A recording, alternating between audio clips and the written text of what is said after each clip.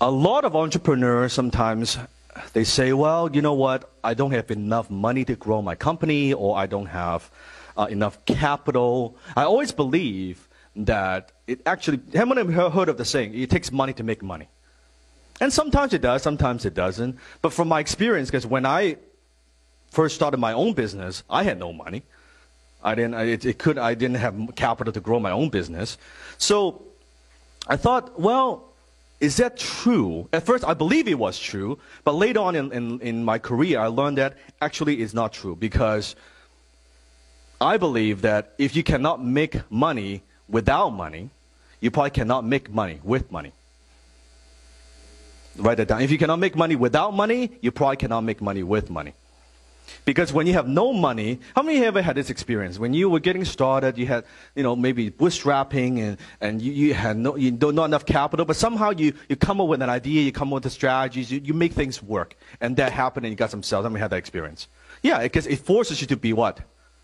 To be think out of this box, right? Creative. So, repeat after me. I don't need money. I need a better strategy. Again, I don't need money. I need a better strategy.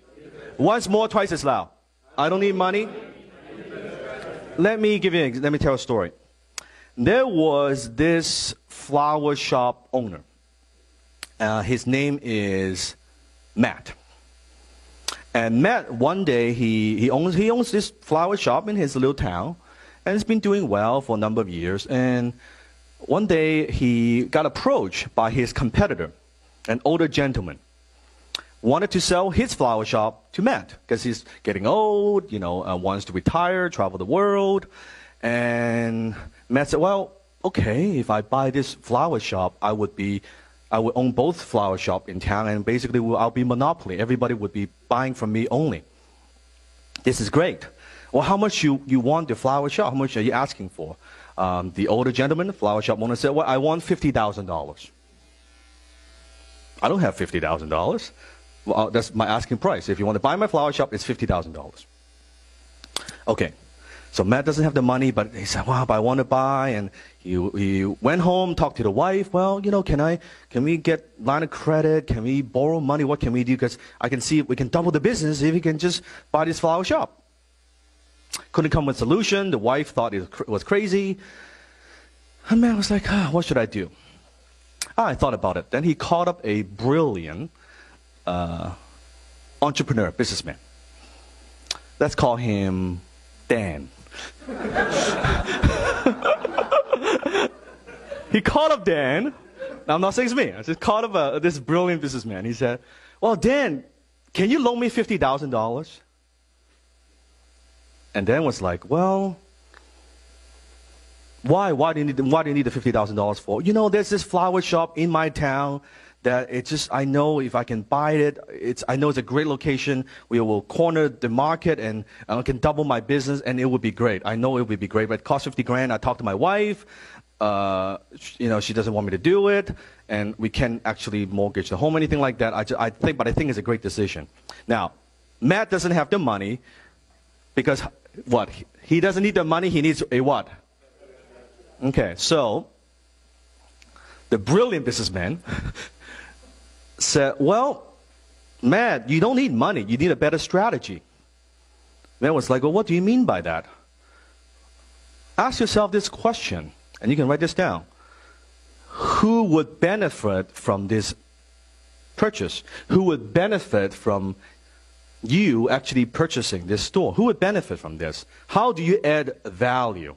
How do you add value? How do you add what? Value. So let me ask you a question. If Matt was going to buy this store, who's going to benefit? Yell the answer. Who's going to benefit? The owner, yes, the older gentleman, yeah, he's going to benefit. Who else is going to benefit? Supply, yes. Who else is going to benefit? Maybe Matt himself, because he's doubled the business, right? Maybe the customer, because now they can better run business, better service, who knows? So, as this businessman is asking about Matt, okay, who would benefit? Who would benefit? Matt said, well, I guess all these people. Then he asked Matt, well, Matt, let me ask you this. How much wholesale business are you putting through your flower shop right now per year? How much? Well, he said about $125,000 a year. That's what I buy from my supplier. Okay, how many suppliers do you buy from? Well, I only buy from one. So the supplier is getting how much business a year? $125,000, right?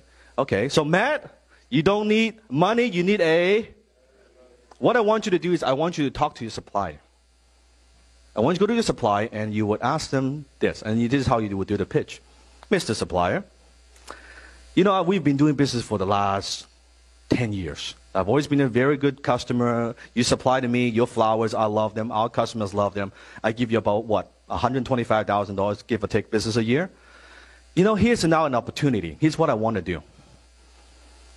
I don't want to just give you $125,000 a year business. I want to give you $250,000 a year in business.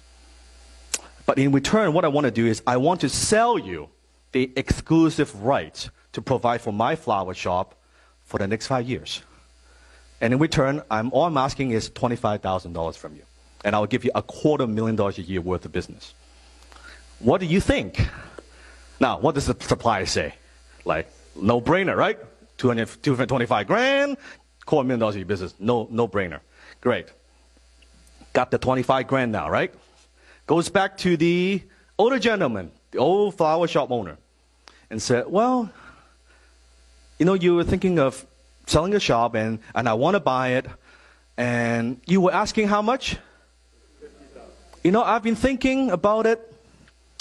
Instead of giving $50,000, the older guys think, that guy's going to grind me now. He's going to negotiate. I don't want to give you $50,000. I want to give you $60,000. What? Yes, I don't want to give you $50,000. I want to give you $60,000.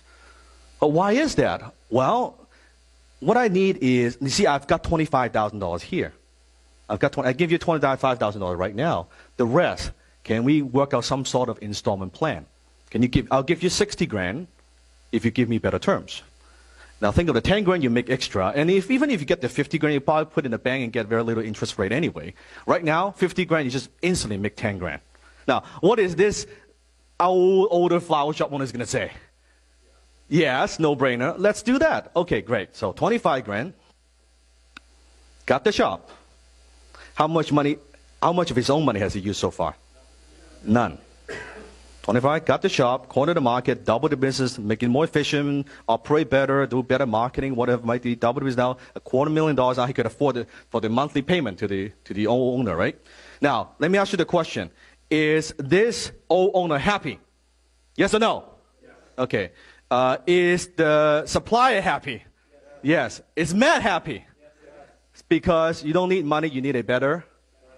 That's what I'm talking about. The outside of the box. People say, I don't have money. Well, what are you doing? Who would benefit from seeing you succeed? Who would benefit from the transaction? Who would benefit from the deal? And you can leverage other people's time, other people's money. And at the end of the day, what I believe, the difference between a great entrepreneur and an average entrepreneur, a great entrepreneur just knows more ways or have more context or have more strategies or thinking outside the box. They know how to leverage. If we boil down to one word, it's leverage. It's just leverage. Other people's money, other people's time, other people's expertise, all of that. So take 2 minutes. How long? Discuss what I've just said about and how you can apply this in your own business. I just amount the table. 2 minutes, go.